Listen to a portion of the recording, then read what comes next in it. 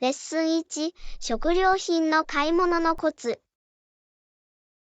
ねえ、アンナ、食料品のさまざまなスーパーマーケットの価格を比較してみましたか？こんにちは、ジョン。はい、いつもそうしています。これはお金を節約する素晴らしい方法です。絶対に。どのスーパーマーケットが一番安いと思いますか？まあ、それはアイテムによって異なります。私は大抵生鮮食品を求めて地元のファーマーズマーケットに行きます。ああ、いい考えだ。ライスやパスタのようなパントリーの定番料理は？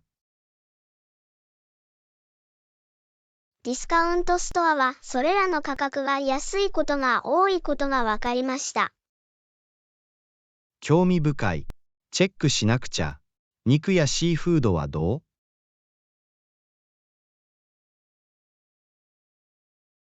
肉屋に行くのは肉屋、シーフードは魚市場です。その方が質も価格も良い傾向にある。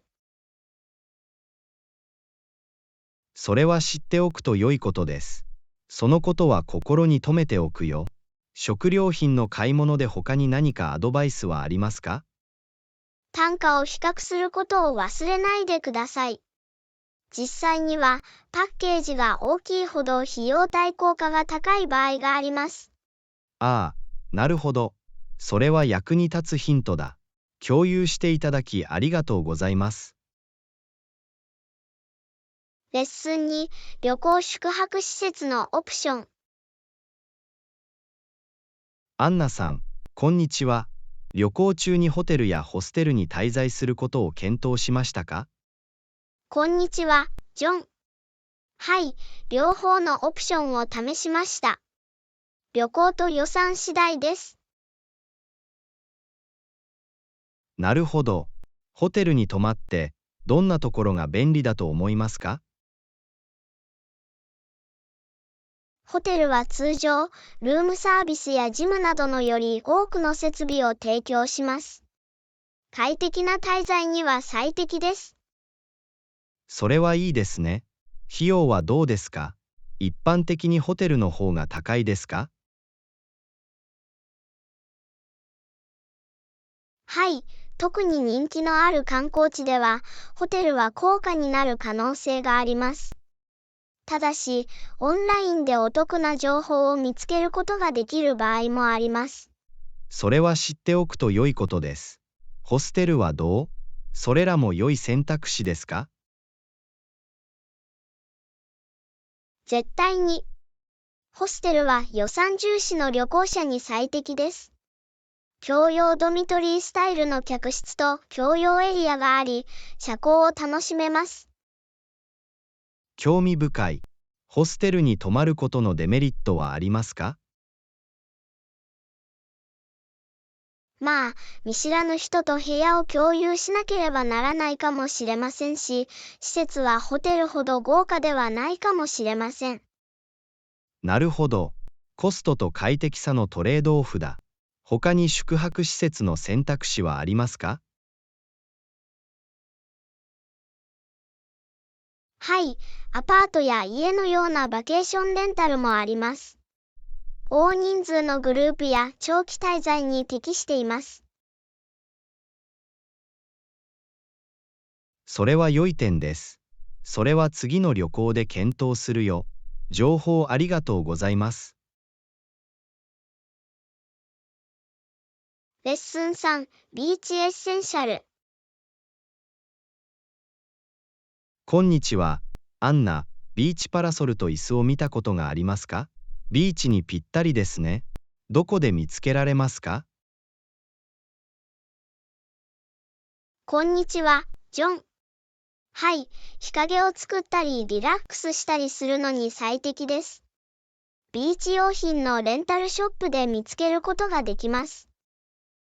それは便利です。大抵のビーチでレンタルできますか？はい、多くの人気のビーチでは近くにレンタルサービスがあります。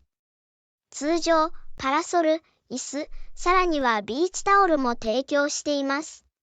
それは知っておくと良いことです。価格はどう？手頃な価格ですか？料金は場所とレンタル期間によって異なります。具体的な料金については、レンタルショップに確認するのが一番です。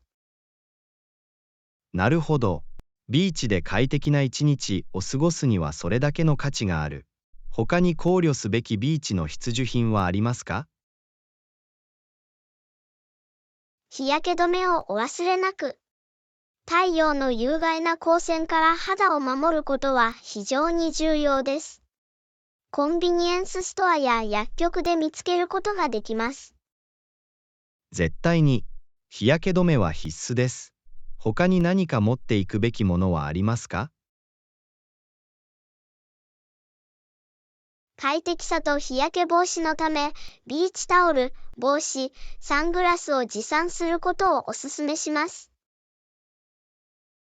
素晴らしい提案。必ず梱包しておきます。ありがとう。教訓4、安全を優先する。アンナさん、こんにちは。安全性に関しては、軽視すべきではありません。絶対に、後悔するよりは安全である方がいいです。こんにちは、ジョン。これ以上は同意できない。どんな状況でも、安全は常に最優先事項であるべきだ。間違いなく、安全を確保するために講じることができる予防措置にはどのようなものがありますか？重要な予防策の一つは、自宅のドアや窓に常に鍵をかけることです。侵入を防ぐのに役立ちます。それは良い点です。外出時の個人の安全についてはどうですか？周囲に注意し、特に夜間は、馴染みのない場所や照明が不十分な場所で一人で歩くことは避けてください。賢明なアドバイス。旅行中に考慮すべき安全対策はありますか？はい、貴重品を安全に保管し、混雑した観光地でのスリに注意することが重要です。なるほど。家でも旅行でも安全は重要です。他に共有できる安全上のヒントはありますか？緊急連絡先を携帯電話に保存しておき、地域の緊急サービスに精通しておくと良いでしょう。それは賢いやり方だ。万が一、備えをしておけば、大きな違いが生まれます。共有していただきありがとうございます。レッスン後、クリーニング用品。アンナさん、こんにちは。クリーニングには石鹸とスポンジが必要です。スポンジを持ってきてくれる間に石鹸を持ってきますよ。こんにちは、ジョン。計画のようですね。店に行ってスポンジを何本か買ってくるよ。素晴らしい。これからの掃除に十分な石鹸があるか確認しておきます。様々なクリーニング目的で、様々なスポンジを用意しておくと良いでしょう。いくつか種類を選びます。それはいい考えだ。スポンジはさらに、もう一つは表面の掃除に使えます。まさに、衛生状態を維持し、相互汚染を防ぐために、それらを分離しておくことが重要です。同意した。スポンジの材質も考慮する必要があります。デリケートな表面に適しているものもあります。絶対に。柔らかいスポンジやマイクロファイバーの布は、ガラスや電子機器などの敏感な部分に適しています。良い点です。クリーニング中に誤って傷をつけたり、何かを傷つけたりしたくありません。そして、石鹸に関しては、効果的でありながら手や掃除する表面に優しいものを選ぶべきです。はい、あまり刺激が強くなく、グリースや汚れをカットするバランスの取れた石鹸を見つけることが重要です。家の周りのいろいろな掃除に使える多目的石鹸を探します。パーフェクト。家に戻って、新しい物資で掃除を始めましょう。計画のように聞こえます。私たちの家をキラキラと輝かせましょう。確かに、今こそ、新しい石鹸とスポンジでこれらの洗浄作業に取り組む時です。レッスン6、財務管理。アンナさん、こんにちは。最近、私たちの財政について考えています。お金の管理をよりよく始めるのに遅すぎることはありません。こんにちは、ジョン。全くその通りだ。私たちの財政を管理することは安全な未来にとって重要です。同感です。財務管理を改善する方法について何かアドバイスはありますか？重要なステップの一つは予算を立てることです。収入と支出を追跡するのに役立ち、情報に基づいた財務上の意思決定を行うことができます。それは理にかなっています。予算を確実に守るにはどうすればいいのか。財務目標を設定し、それに応じて支出の優先順位をつけることができます。無駄な出費を避け、貯蓄に集中することが重要です。良い点です。貯蓄といえば、より効果的に貯蓄するために使用できる戦略にはどのようなものがありますか？毎月別の普通預金口座への自動振替を設定することで、貯蓄を自動化できます。自動化は賢いアイデアのように思えます。節約する前にお金を使いたいという誘惑がなくなります。まさに。もう一つの戦略は、必要でない経費を削減することです。小さな変更でも、時間の経過とともに大幅な節約につながります。それを心に留めておくよ。財務管理について他に考慮すべき点はありますか？パーソナルファイナンスについて常に情報を得ることが重要です。本や記事を読んだり、ワークショップに参加したり、ファイナンシャルアドバイザーに相談したりすることは、より良い財務上の意思決定に役立ちます。それは素晴らしいアドバイスです。金融教育は長期的な成功に欠かせません。自分の財政をよりよくコントロールしたいというモチベーションがあります。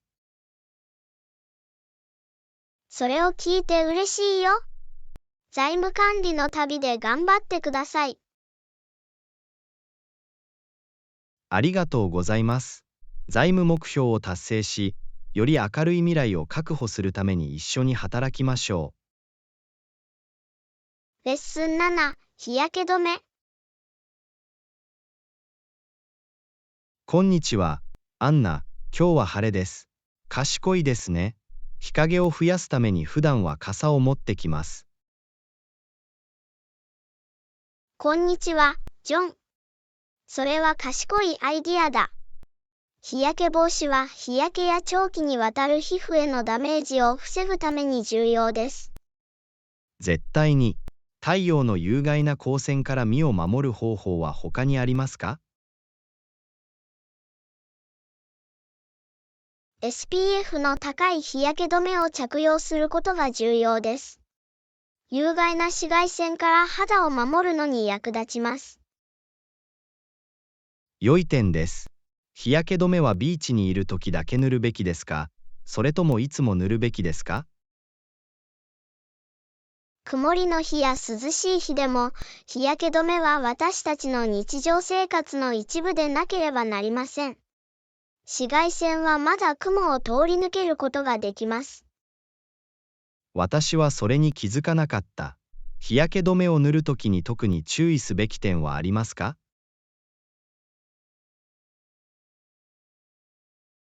耳、首、手の甲など見過ごされがちな部分に日焼け止めを塗ることを忘れないでください。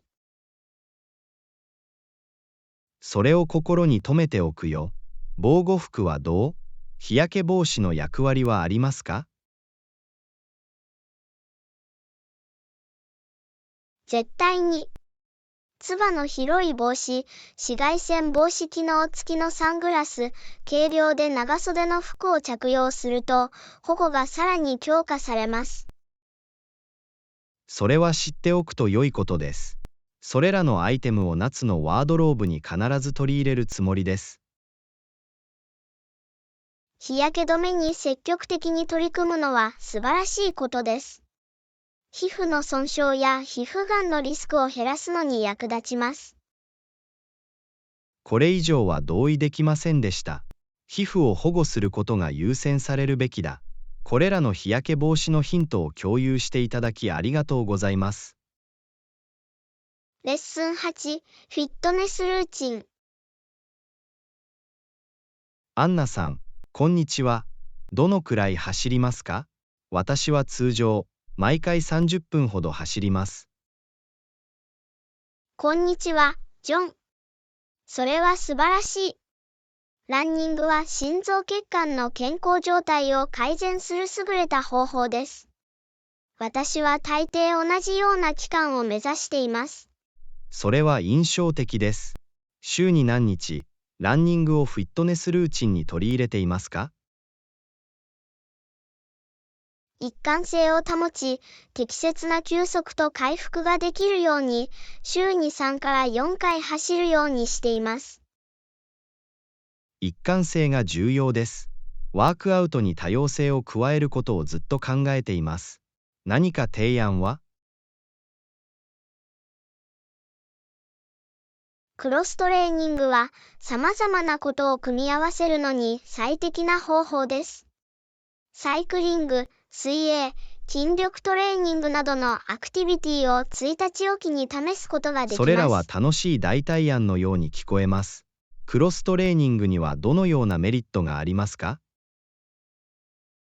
クロストレーニングは様々な筋肉群を鍛えるのに役立ち、酷使による怪我を防ぎ、全体的なフィットネスと筋力を向上させます。その価値がわかります。フィットネスルーチンにこだわるモチベーションを保つにはどうすればいいの？具体的な目標を設定し、進捗状況を追跡することは、モチベーションを高めることができます。ワークアウト仲間を見つけたり、グループフィットネスクラスに参加したりするのも役に立ちます。サポート体制があると、運動がもっと楽しくなる。他にフィットネスのコツはありますか？体の声に耳を傾け、休息日を優先することが重要です。十分な睡眠をとり、水分を補給することも回復には不可欠です。それらのヒントを覚えておきます。洞察を共有していただきありがとうございます。フィットネスルーチンを強化できることにワクワクしています。教訓9、金融の安定。アンナさん、こんにちは。貯蓄や予算編成などの長期戦略について考えてきました。彼らは財政の安定を確保することができます。こんにちは、ジョン。全くその通りだ。これらの戦略を実行することは、安全な未来と心の安らぎにとって極めて重要です。同感です。お金を効果的に貯めるためのコツを教えてください。一つのヒントは、毎月別の口座への自動振り替えを設定して貯蓄を自動化することです。自動化は便利そうですね。貯金する前にお金を使いたいという誘惑がなくなります。まさに。もう一つのヒントは、重要でない経費を削減することです。小さな変更が積み重なって、時間が経つにつれて大幅な節約につながります。それは理にかなっています。収入と支出を追跡するための予算を立てるにはどうすればいいのか？まず、すべての収入源を一覧表示し、次に毎月の支出を追跡して、それらを必需品と非必需品に分類します。それは良い出発点です。予算を確実に守るにはどうすればよいか？財務目標を設定し、それに応じて支出の優先順位をつけることが重要です。不必要な出費を避け、貯蓄に集中することが助けになります。それを心に留めておくよ。金融の安定のために検討すべき戦略は他にありますか？パーソナルファイナンスについて常に情報を入手することが重要です。本や記事を読んだり、ワークショップに参加したり、ファイナンシャルアドバイザーに相談したりすることは、より良い意思決定に役それは立ちます。素晴らしいアドバイスです。金融教育は長期的な成功の鍵です。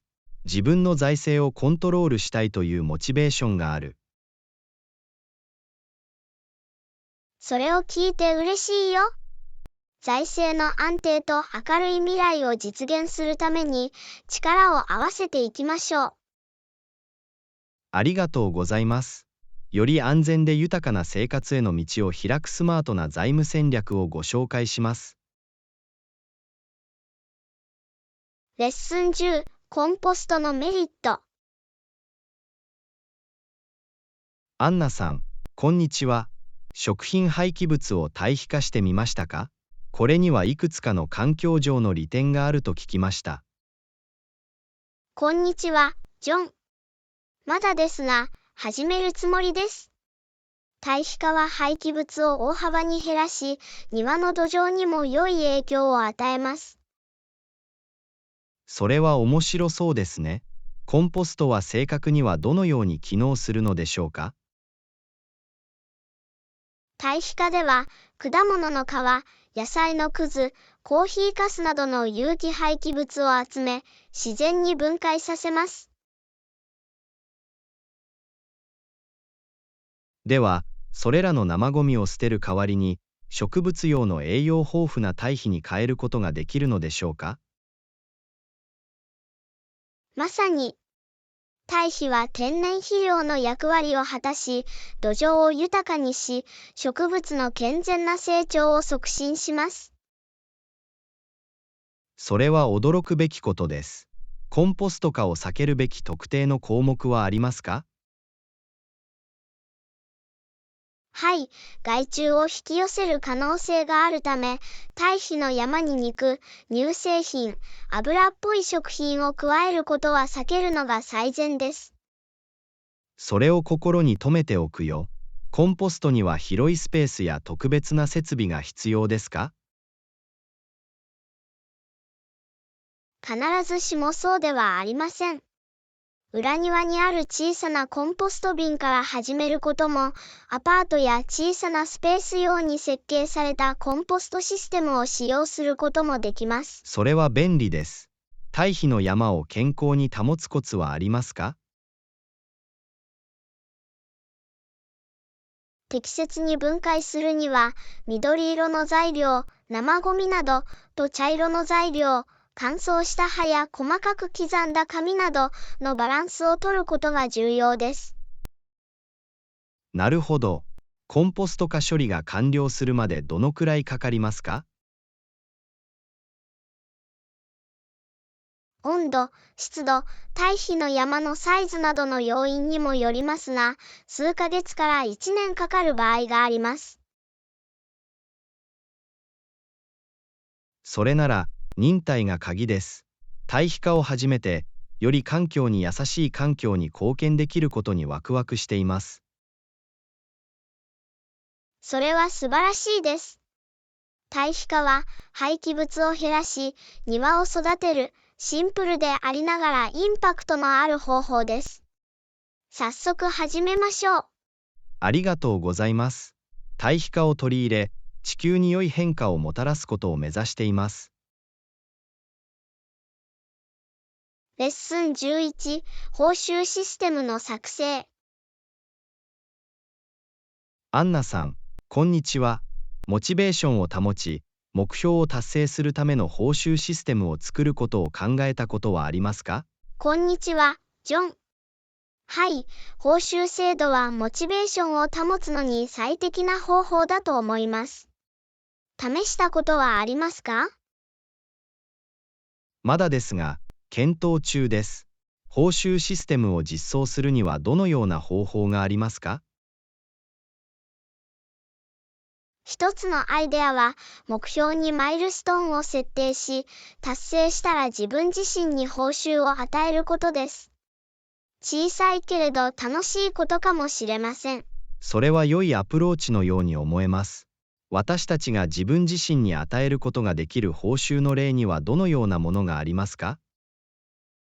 お気に入りの食事を自分へのご褒美にしたり、新しい本やガジェットを購入したり、より大きな報酬として週末の休暇を計画したりすることもできます。それらは素晴らしいインセンティブのように思えます。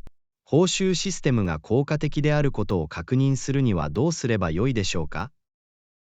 私たちのモチベーションを高め、私たちの価値観や興味に合った報酬を選ぶことが重要です。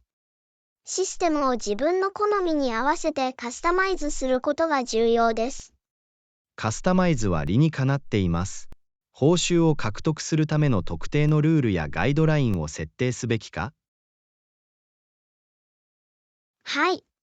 報酬を獲得するための明確な基準を設定することで、システムがより体系化され、目標に集中できるようになります。その価値がわかります。どれくらいの頻度で自分にご褒美をあげるべきでしょうか？それは私たちの目標とマイルストーンの性質によって異なります。小さな報酬はより頻繁に与えられますが、大きな報酬は大きな成果のために取っておくことができます。それは良いアプローチです。報酬システムについて注意すべき潜在的な欠点はありますか？報酬に集中しすぎると、目標の本質的な価値を見失ってしまうことがあります。バランスを見つけることは重要です。確かにバランスが重要です。報酬制度を導入して、目標達成への道のりがもっと楽しくなることを楽しみにしています。それは素晴らしいです。途中で自分自身に報酬を与えることで、プロセスをより楽しく充実させることができます。皆さんの成功をお祈りします。ありがとうございます。報酬制度を採用し、その過程での成果を祝いましょレッスン12、ピザを作る。アンナさん、こんにちは。最近自家製ピザが欲しいです。どんなトッピングを追加すべきだと思いますか？こんにちは、ジョン。そうですね。自家製ピザは美味しそうです。チーズも忘れないでね。もちろん、野菜も加えるべきですか？絶対に。スライスしたピーマンとマッシュルームはいかがですか？風味と食感が最高です。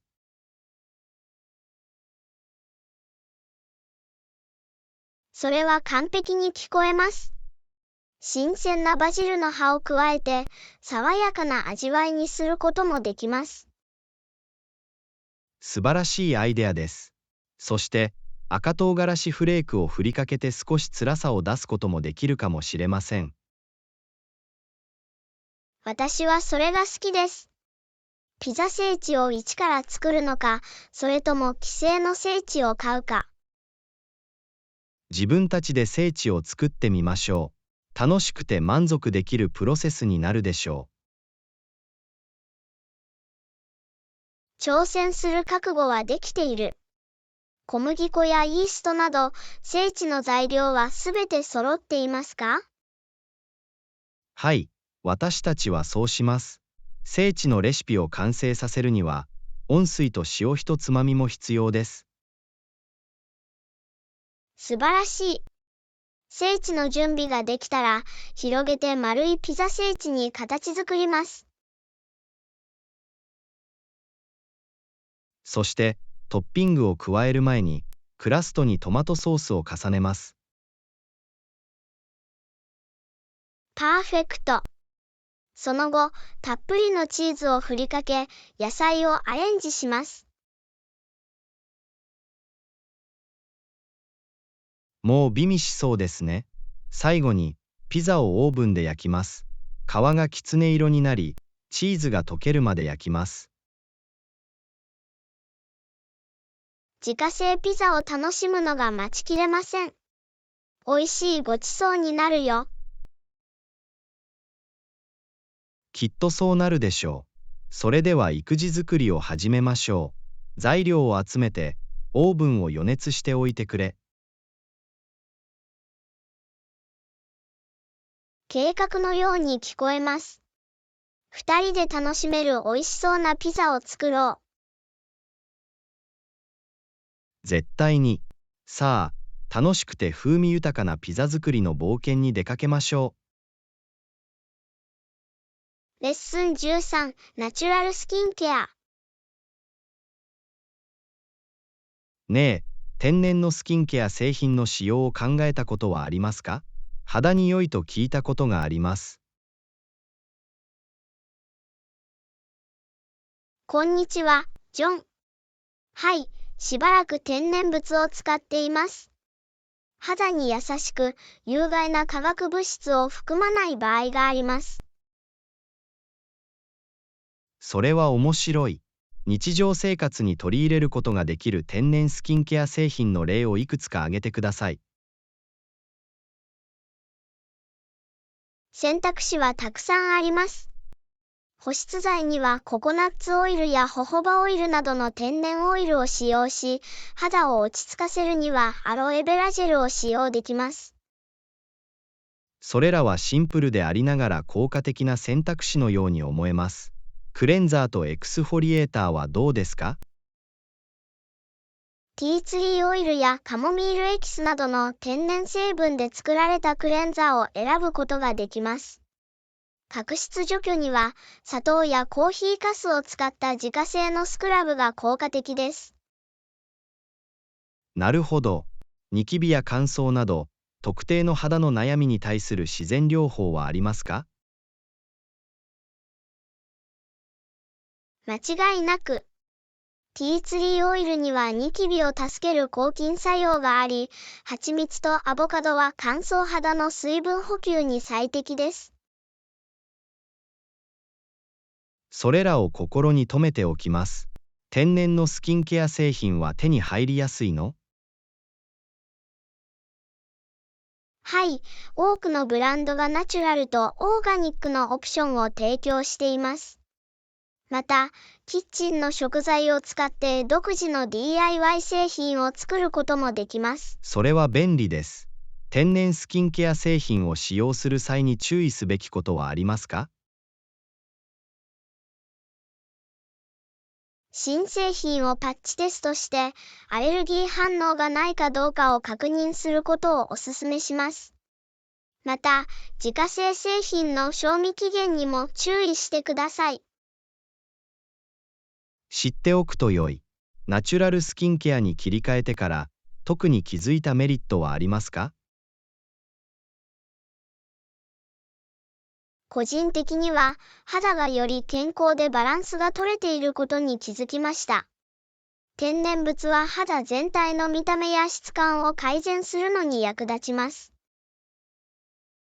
これらは自然なスキンケアを試してみる素晴らしいインセンティブです。私は間違いなくこのオプションをさらに探求するつもりです。それは素晴らしいです。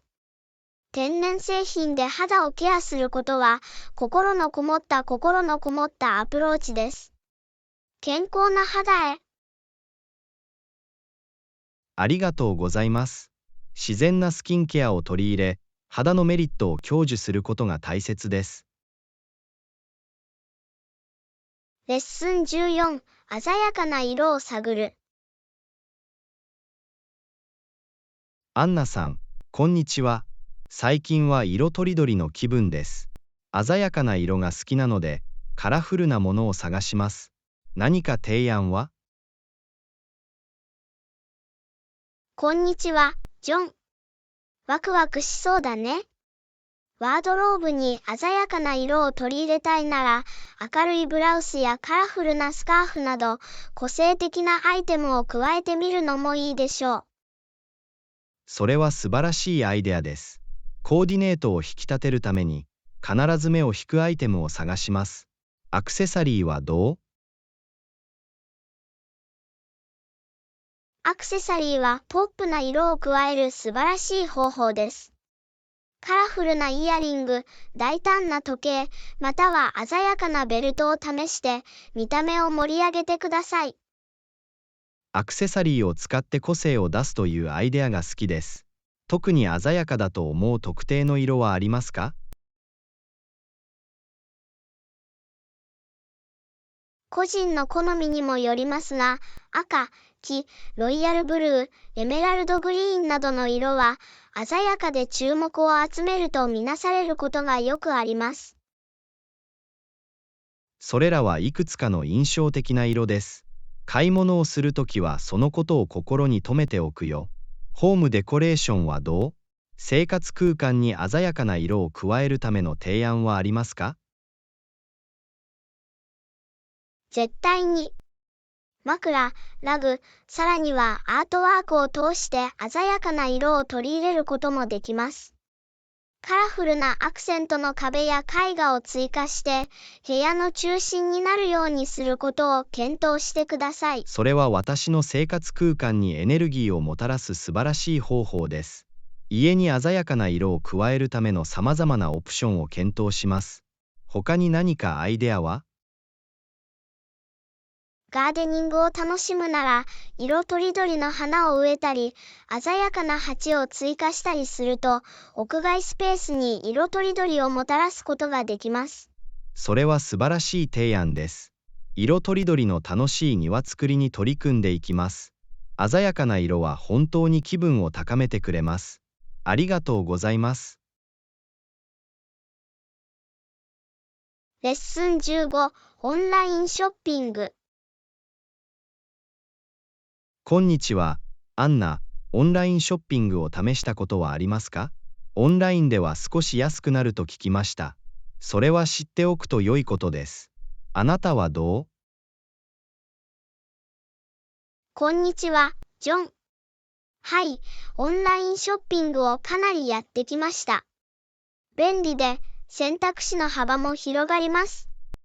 さらに、多くの場合、よりお得な情報や割引を見つけることができます。それは嬉しいですね。オンラインショッピングにおすすめの特定のウェブサイトやプラットフォームはありますかAmazon や eBay など、様々な商品を提供する人気のあるオンラインマーケットプレイスがたくさんあります。さらに、多くのブランドが独自のオンラインストアを運営しており、限定セールを行っています。調べてみるよ。オンラインショッピングをするときに注意すべきことはありますか？絶対に。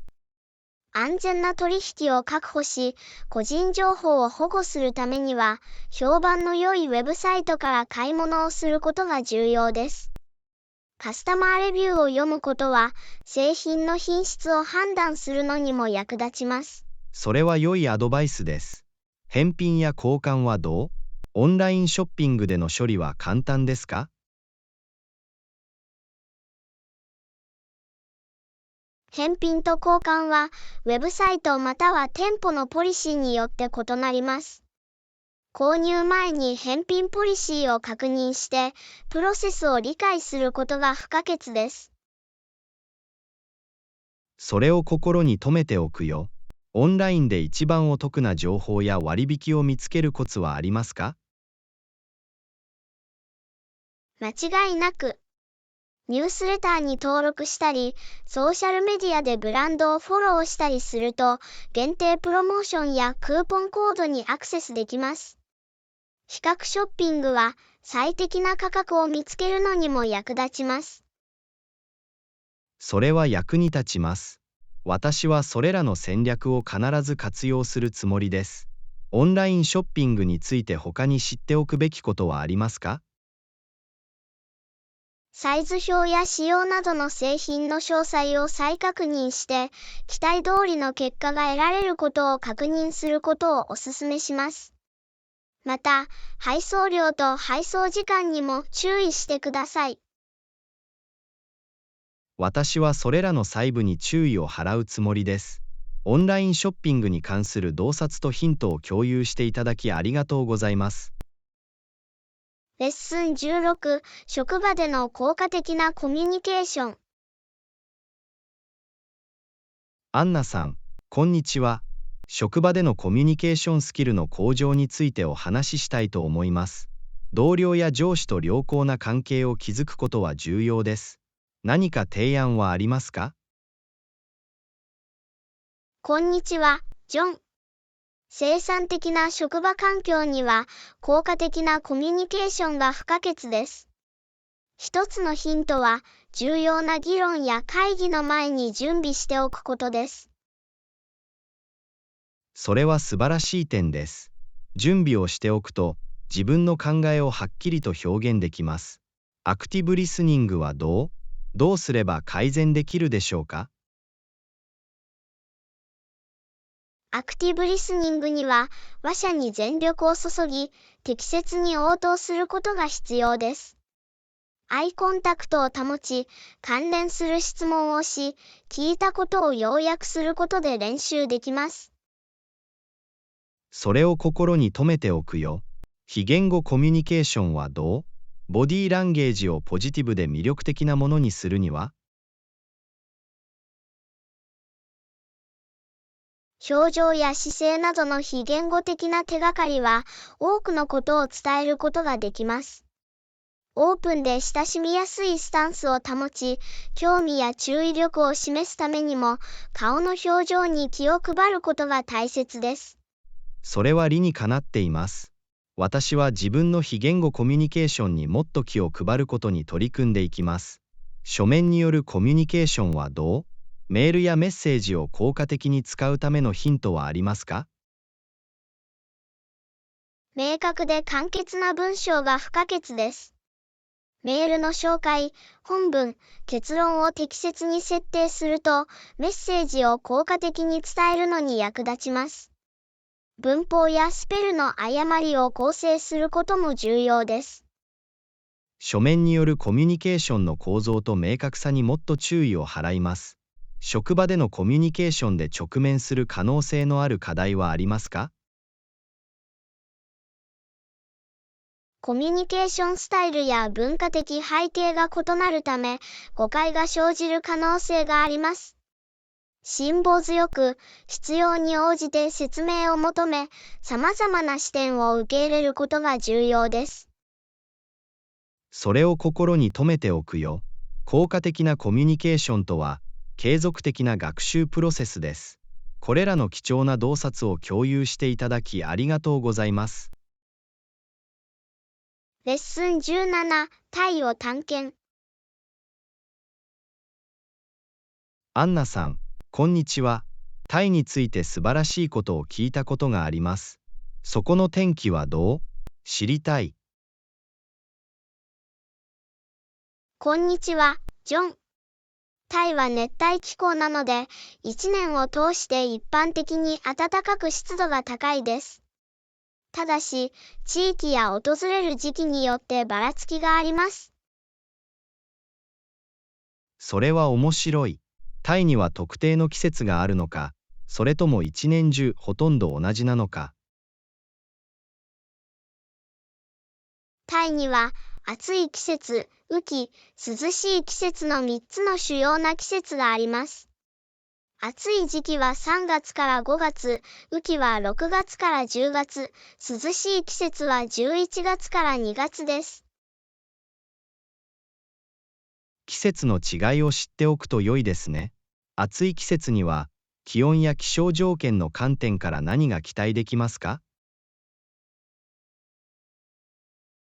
暑い季節には、気温が摂氏約35から40度、華氏95から104度に達することがあります。通常は晴れで、時折雷雨や短時間のにわか雨が降ります。それはかなり暑そうですね。雨季はどう？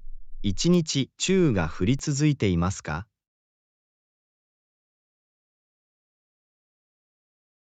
雨季には、多くの場合午後または夕方ににわか雨が降ることが予想されます。傘やレインコートを持参すると良いでしょう。雨が降っていても、晴れの日はまだたくさんある。雨季に訪れる場合は、必ずそれに応じて荷造りします。涼しい季節はどう？他の季節と比べるとかなり涼しいですか？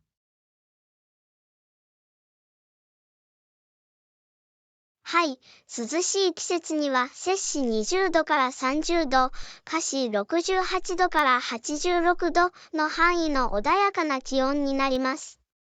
全体的に晴れていて湿度が低いため、観光客に人気の時期です。タイを探索するには楽しい時間のようですね。訪れることをお勧めする特定の地域や都市はありますか？首都バンコクには文化、食べ物、アトラクションが活気に満ちています。北部のチェンマイは寺院や美しい風景で知られています。南部のプーケットとクラビには美しいビーチと島々があります。それらの場所は素晴らしいですね。ぜひ訪ねてみようと思います。タイの天気や観光名所について教えていただきありがとうございます。レッスン18、旅行の必需品。アンナさん、こんにちは。旅行についてアドバイスが必要です。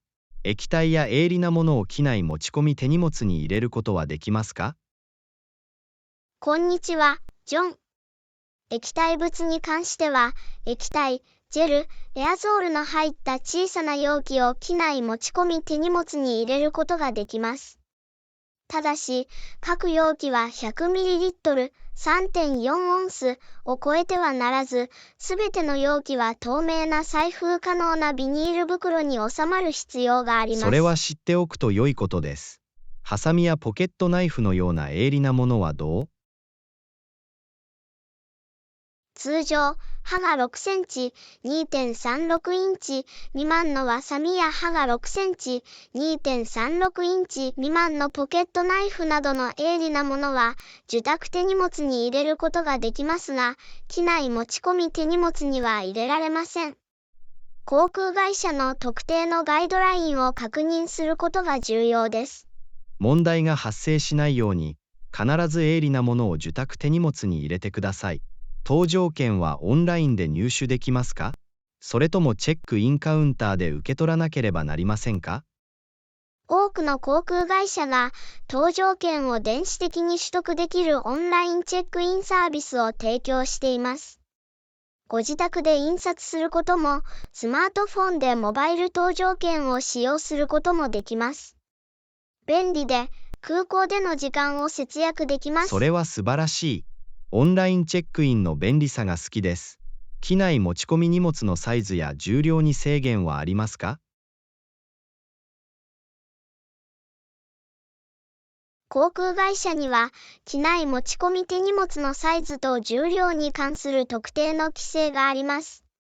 通常、航空会社のウェブサイトで正確な情報を確認することをお勧めします。一般的なガイドラインとして、機内持ち込み手荷物は頭上のゴミ箱または前の座席の下に収まるようにしてください。機内持ち込み手荷物に問題がないように、必ず航空会社のガイドラインを確認してください。禁止品についてはどうですか？梱包してはいけない一般的な品目はありますか？はい、機内持ち込み手荷物または受託手荷物のいずれにも入れられない品目があります。これらには、可燃性物質、爆発物、銃器、特定の化学物質が含まれます。航空会社または関係当局が提供している禁止品目リストを確認することが重要です。禁止品のリストを必ず確認して、許可されていないものを梱包しないようにします。ご協力いただきありがとうございます。レッスン19、実行可能なものにする。アンナさん、こんにちは。私は目標を設定することを考えていましたが、時々圧倒されることがあります。行動に移しやすく、主観的でないものにするためのヒントはありますか？こんにちは、ジョン。確かに、実行可能な目標を設定することは進歩するために重要です。その方法の一つは、目標をより小さく測定可能なタスクに分解することです。こうすることで、進捗状況をより効果的に追跡できます。では、健康になるという漠然とした目標ではなく、具体的な行動に焦点を当てるべきなのでしょうか？まさに、大まかな目標の代わりに、週に3回運動するや、毎日バランスの取れた食事をするなど、具体的な行動を設定できます。これにより、従うべき明確な手順がわかります。そうすれば、より具体的で追跡しやすくなります。目標設定の主観的な側面についてはどうでしょうか？主観的にならないようにするにはどうしたらいいか？良いアプローチは、数字や特定の基準を添付して、目標をより客観的にすることです。例えば、コミュニケーションスキルを向上させてくださいという代わりに、メモなしでプレゼンテーションを行うという目標を設定できます。それは素晴らしいアイデアです。特定の基準を追加することで、自分の進捗状況を測定し、いつ目標を達成したかを知ることができます。目標をより実行可能なものにするための戦略は他にありますか？もう一つの戦略は、目標の期限を設定することです。締め切りは切迫感を生み出し、モチベーションを保つのに役立ちます。目標をより小さな期日に細分化することで、より管理しやすくなります。締め切りを設定するのは効果的ですね。説明責任感が増し、集中力を保つのに役立ちます。それを目標設定プロセスに必ず取り入れるつもりです。ありがとうございます。どういたしまして。目標を定期的に見直し、必要に応じて調整することが重要であることを忘れないでください。成功の鍵は柔軟性です。もちろん、柔軟性があることで、途中で適応することができます。実行可能な目標を設定し、目標に向かって前進していきましょう。レッスン20、戦略の適用。アンナさん、こんにちは。私たちのビジネス戦略について考えてきました。市場が成長していることを考えると、それらを適用させるべきでしょうか？こんにちは、ジョン。もちろん、ダイナミックで成長を続ける市場では、競争力を維持するために戦略を適用させることが極めて重要です。私たちはアプローチを継続的に評価し、それは調整する必要があります。では、現在の戦略がまだ有効かどうかはどうすれば判断できるのでしょうか？一つの方法は、市場動向と顧客からのフィードバックを分析することです。市場を監視し、お客様の声に耳を傾けることで、戦略の調整が必要な分野を特定できます。それは理にかなっています。市場の動向を把握し、進化するお客様のニーズを理解することが重要です。戦略適用の必要性を示す指標にはどのようなものがあるか。売上の減少、競争の激化、または顧客の思考の変化は潜在的な指標です。これらの兆候は、現在の戦略が以前ほど効果的ではない可能性があることを示唆しています。同感です。私たちはこれらの指標に積極的かつ迅速に対応する必要があります。では、一旦適用の必要性を認識したら、どのような措置を講じるべきなのでしょうか。まず、現在の戦略とその結果を徹底的に分析する必要があります。そうすれば、改善すべき分野を特定し、変化する市場のダイナミクスに対処するための新しいアプローチを開発できます。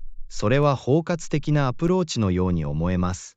何が機能し、何が機能しないかを理解するには、データ主導型のアプローチを取る必要があります。戦略の適用にはリスクが伴うのか？はい。中断の可能性があることや、追加リソースが必要になるなどのリスクはあります。しかし、成長を続ける市場に適応できず遅れを取るリスクは、さらに大きくなる可能性があります。それは妥当な点です。停滞のリスクは適応のリスクを上回る。進化と成長の機会をつかみましょう。ご意見ありがとうございます。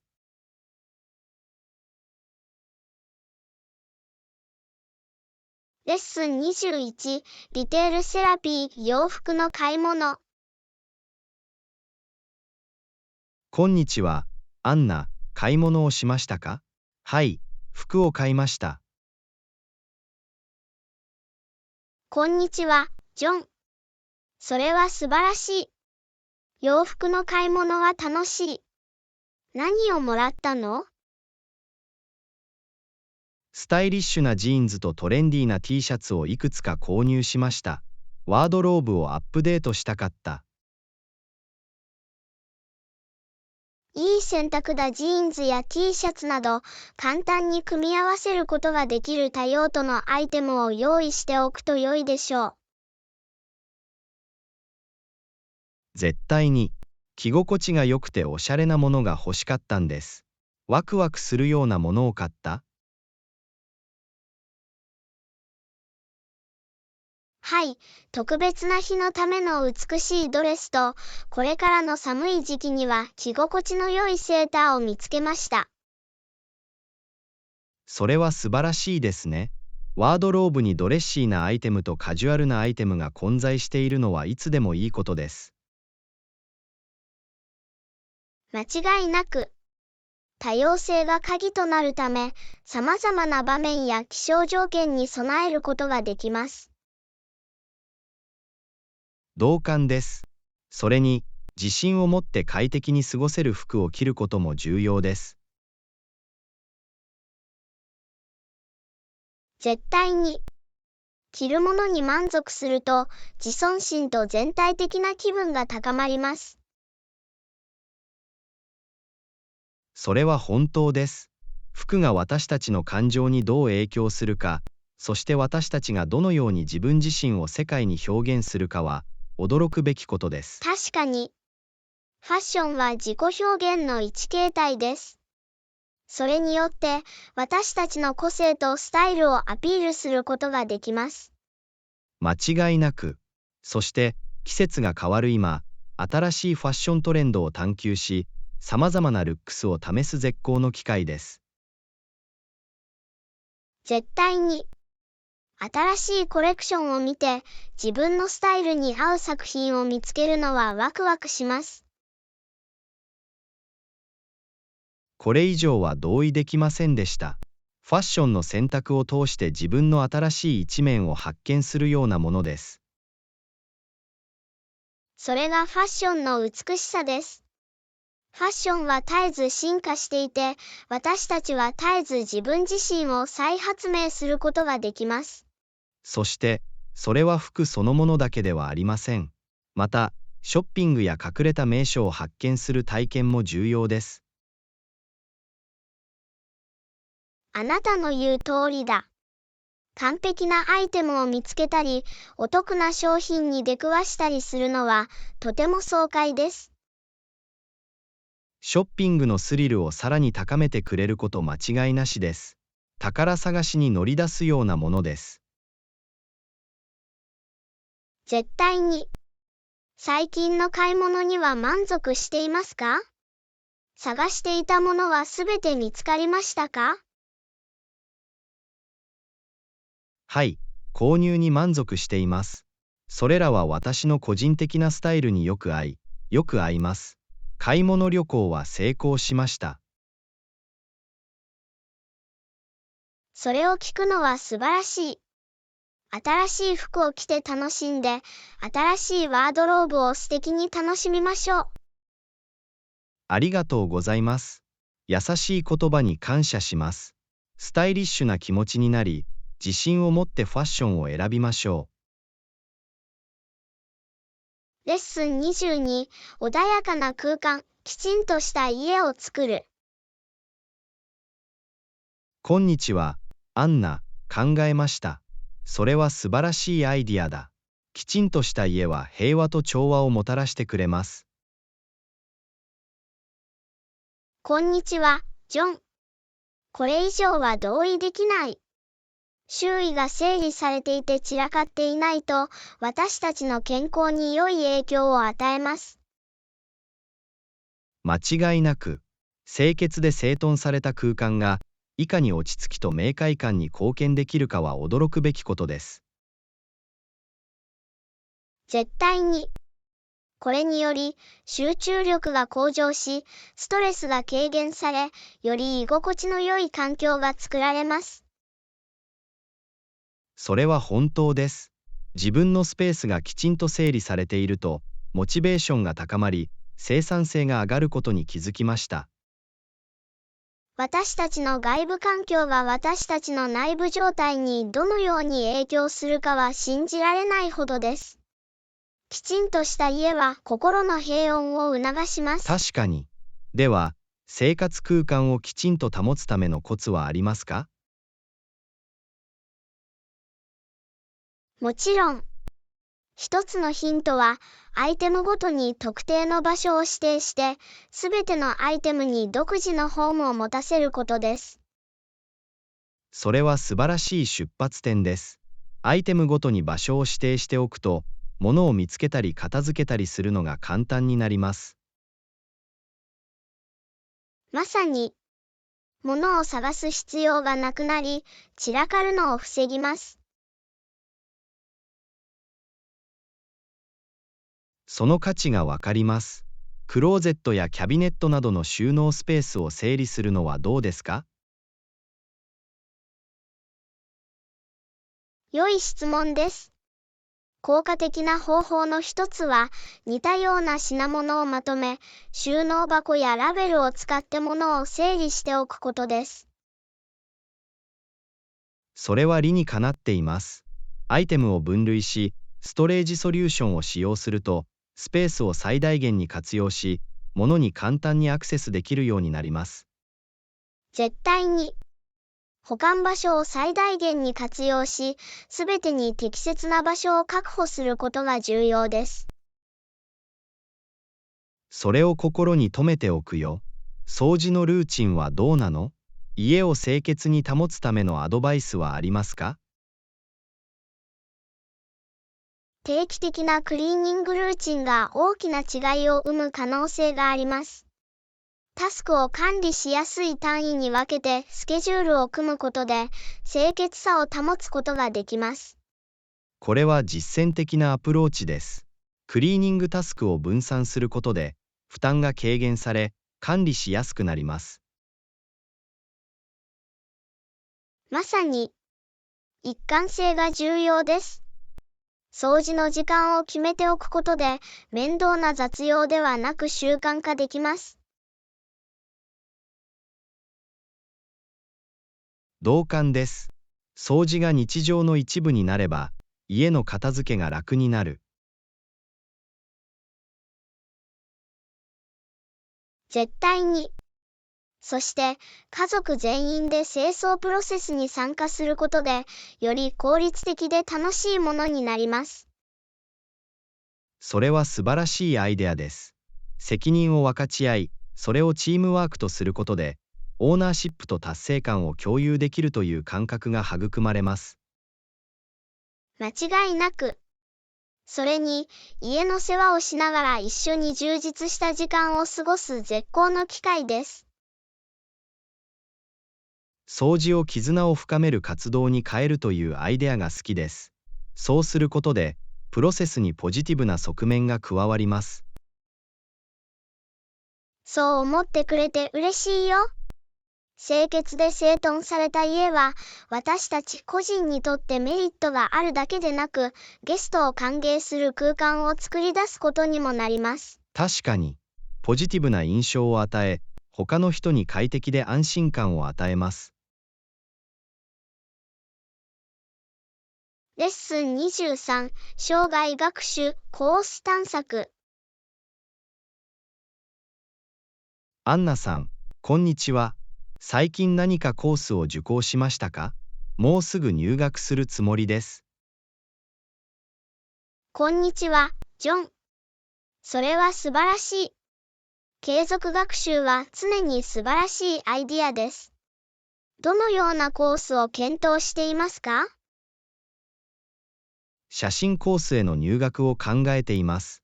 レンズを通して瞬間を捉えることにずっと興味がありました。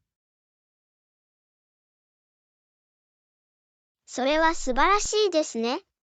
写真は創造性を表現し、私たちの周りの世界を探求する素晴らしい方法です。絶対に。さらに、適切なテクニックと構図を学ぶことで、私の写真スキルを次のレベルに引き上げることができます。間違いなく。能力を高め、経験豊富なインストラクターやその分野の専門家から学ぶのはエキサイティングです。これ以上は同意できませんでした。それで、最近何かコースを受講したの？はい、最近語学コースを修了しました。外国語で自分の会話力を磨きたかったんです。それは印象的です。新しい言語を学ぶことで、異なる文化への扉が開かれ、視野が広がります。確かに。それはやりがいのある経験であり、多様なバックグラウンドを持つ人々とのより良いコミュニケーションを可能にします。想像できます。語学力は、個人的な場面でも職業的な場面でも貴重です。絶対に。つながりを築き、理解を深めるのに役立ち、さらには新しい機会につながることもあります。それは本当です。では、コースを選ぶとき、どのような要素を考慮しますか？重要な要因の一つは、コースを自分の興味や目標に合わせることです。学んでいることに情熱を傾けることが不可欠です。同感です。そのテーマに真の関心を持つことは、モチベーションを高め、学習体験をより楽しくします。まさに。さらに、コース構成、期間、柔軟性を考慮することは、スケジュールに合わせる上で非常に重要です。それは理にかなっています。自分のライフスタイルに合った効果的な時間管理ができるコースを見つけることが重要です。絶対に。